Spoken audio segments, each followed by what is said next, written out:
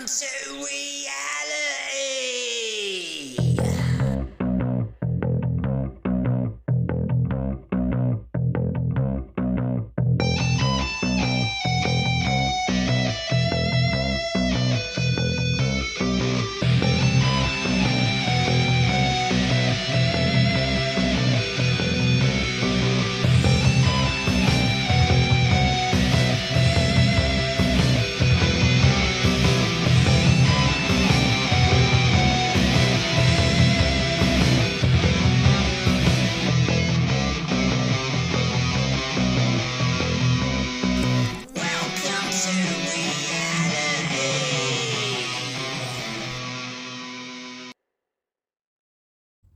Hello ladies and gentlemen, and welcome to reality, episode 3 I believe.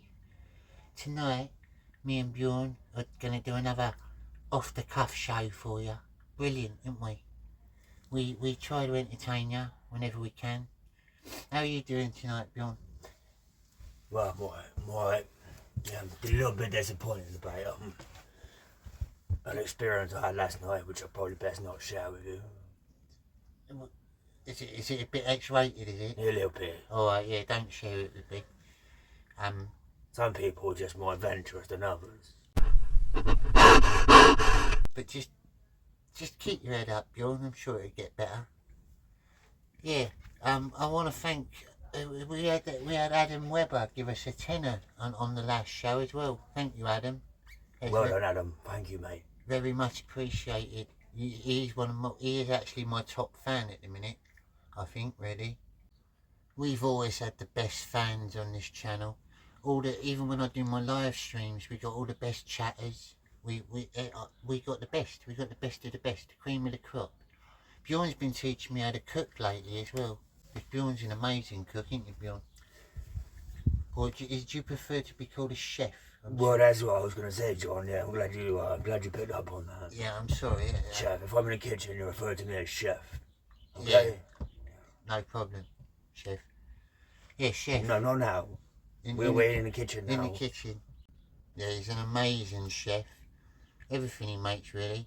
He taught me how to do spaghetti today, didn't you? Yeah. You used to keep burning your hands, didn't you? Yeah. He makes his own sauce from scratch. He's like a proper Italian. He's not actually Italian. He could be. He could be. If he had like black hair and he was a bit fatter. And I was born in Italy to Italian parents. So, yeah. He could be. He could definitely be Italian. Just like I could be African. I always wanted to be African. Not like the really primitive ones, you know, like Zulus, lives in like the dung huts and all that. I want to be one of those like rich Africans that walks around in a white suit, like an arms dealer or something, like a proper rich African who got like an ivory throne and things. Like, you know what I mean, don't you, Bjorn? Yeah, I know what you mean. I'd be a bit overweight. I'd have like bodyguards. People think it's all just little huts. And I'd be called like... They've actually got big cities with fucking skyscrapers. Yes, and all sorts some of African countries are pretty built up. I'd have a big skyscraper. I'd be called like Umbongo or something. Mr. Umbongo. And I'd have like an organisation of, not like evil criminals, but like slightly corrupt officials that run the city. Mr. Umbongo.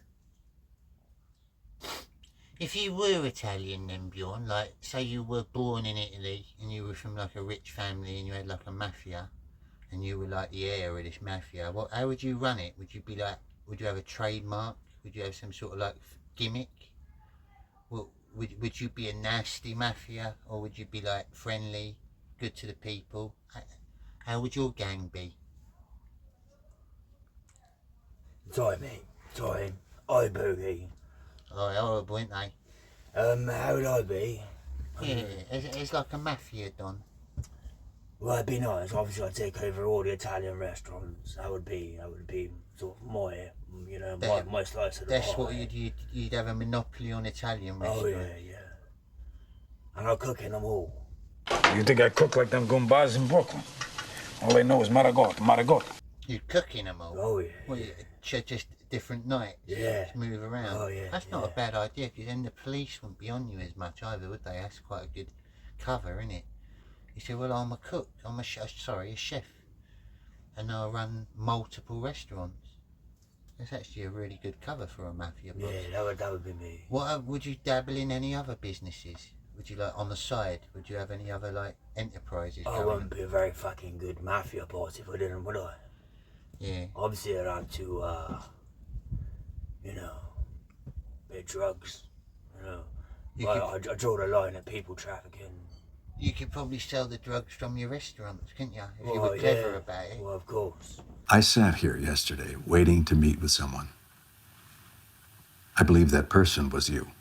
I think that you're confusing me for someone else. That's what I'd do as Mr. I'll have people Bongo. on the payroll who do the selling and yeah. That'd be good if we were in alternate universes where you were an Italian mafia don and I was Mr. Mbongo from Africa. We could like link up and make a cartel. Yeah. We'd be pretty good, I reckon. Salvini and Bongo. Salvini and Bongo.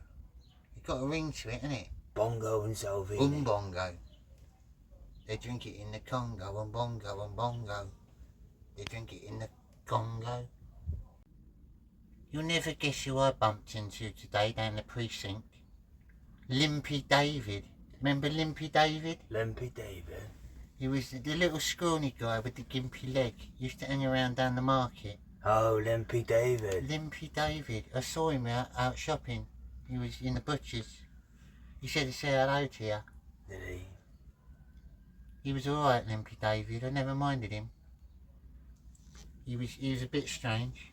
Do you know what happened to his leg? Why is he limpy? It was something to do with a car accident, I think. I think he had he caught his leg in the door getting out. Limpy David was always one of those lads that used to tag along, you know what I mean? Like, you didn't like him or dislike him, but he was just like, he just tagged along in the background. He was a very grey person. Like, you'd be out hanging around on the street, and then all of a sudden you'd see him come like hobbling down the street, and he'd be like, alright guys. Like little quiet mouse. And he stood around, didn't he, Bjorn? You hardly noticed he was there half the time. No. He's quiet when he quiet and frail. Quiet and frail, yeah, that's it. He was quite frail as well. You felt almost like you had to look after him a bit. You had to protect him from the world. Like he was fragile. He was always one of the weaker ones, one of our mates. But mind you, when I saw him today, he looked like he buffed up a little bit. Yeah? Yeah, he had like a bit more of a muscular upper body, one of his legs. And he had just one leg? Yeah, just his left leg. His gammy leg hasn't changed. If anything, it's shriveled. So does he had one of those big boots on it. Does he still drag it? Walks? Yeah, a little bit. He had like a crutch thing. So he's got a gammy leg and a buff leg. So he got a buff leg. When he was little, when we remember him, he was just like proportioned, wasn't he? Now he's got one buff leg.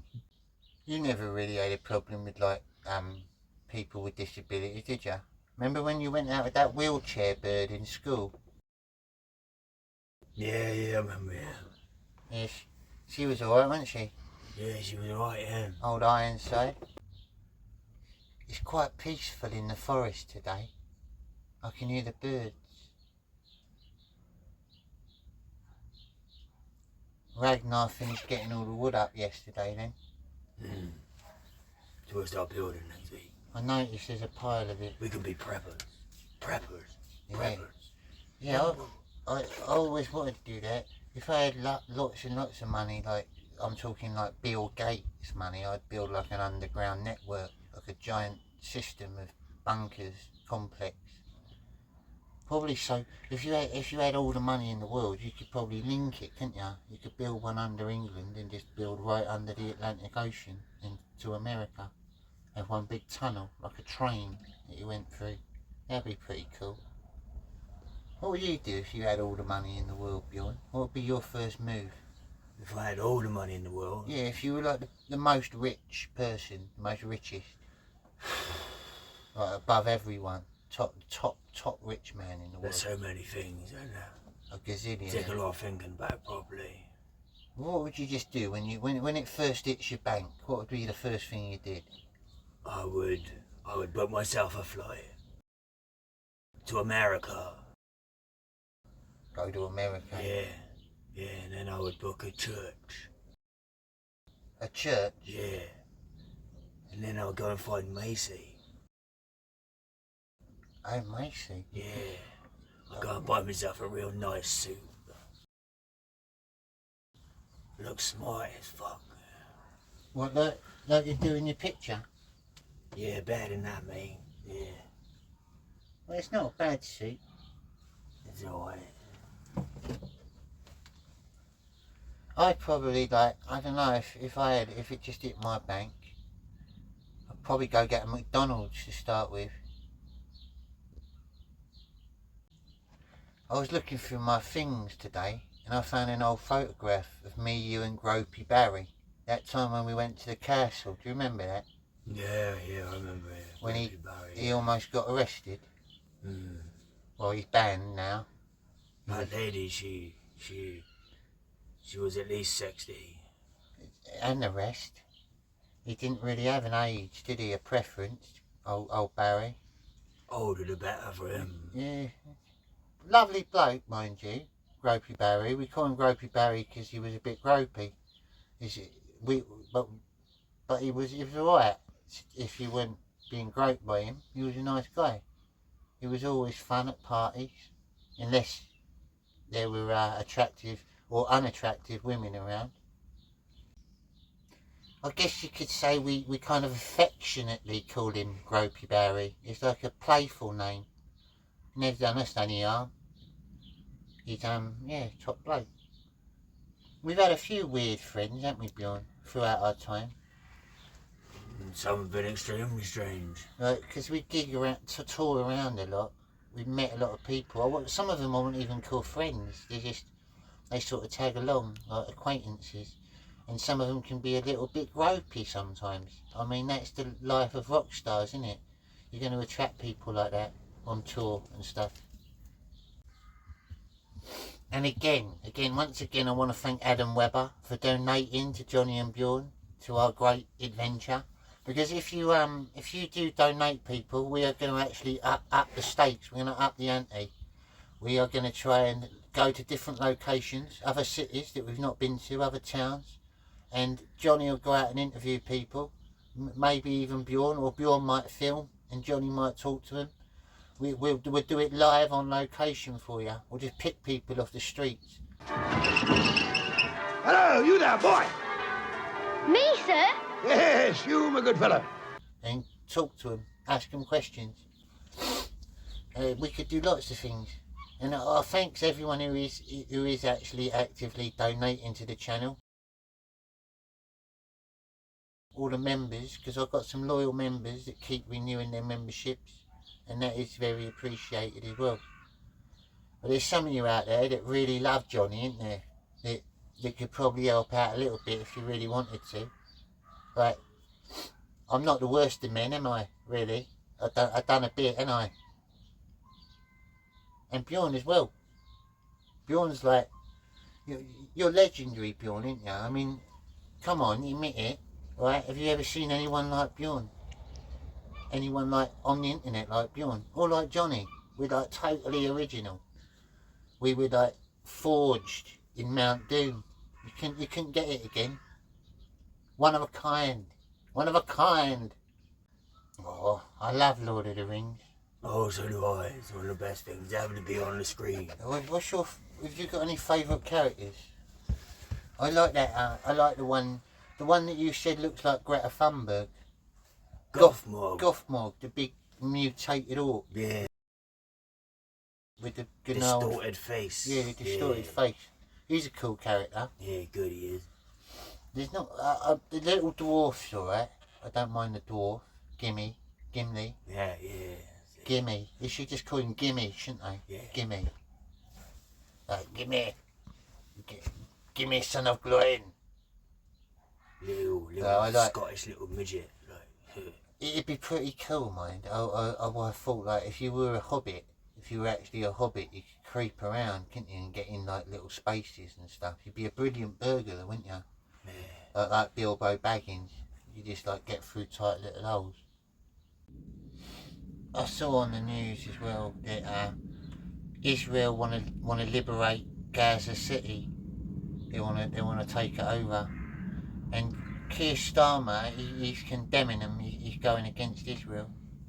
He loves Palestine, doesn't he, Starmer? He does anything that's not like... He's like the most least patriotic Prime Minister we've ever had, I think. Do you think he's one of the worst British Prime Ministers you've seen, Bjorn? I think he's the worst British Prime Minister, I think. Yeah, By a long way, long way. and I thought Blair was bad. Like, he was much better than old Starmer. Starmer's, I can't even describe him. I mean, we even done an episode on him. He's just a horrible little communist granny face. He's got no business being Prime Minister at all. He should be a butler or something. That's the sort of person he is, just like a weird creature. None of that Labour lot, no, none of them should be in their job. They're all terrible in them. Labour are disgusting. There's not many good Conservatives left either. They're just a woke mob of idiots. I always said that Jacob Rees-Mogg from the Conservative Party, I thought he would have made a good Prime Minister. Alright, he's a bit posh, he's a bit like not snotty, but he's down with the people as well. He likes the common man. He wants to help the country. Jacob Rees-Mogg for the next Prime Minister, I reckon. Let's get it done, people. Let's rig the vote. Let's get Jacob Rees-Mogg in there. He'll be great. He got style, ain't he, Bjorn? You ever seen him? Oh, yeah. Brilliant. I do. Little bit of a geek, but he's alright. He's a bit autistic, I think, because he's so intelligent. He's more intelligent than the average man, academically, but maybe not so much streetwise. Who do you reckon would make a good Prime Minister, Bjorn? Like if you could choose anyone, they ain't got to be a politician. You just pick someone be good, to be the ultimate Prime Minister. I think, Ant Middleton. Yeah. Ant Middleton? Yeah. He's running against, Who is he? he's an ex-SAS man. Oh yeah, I've heard of him actually. He's running against Sadek, isn't he? For London Mayor. Ah. Yeah. You reckon he'd be a good Prime Minister? I do, yeah. It would be good to have a proper like ex-services man in charge, wouldn't it? Someone who knows what war's like.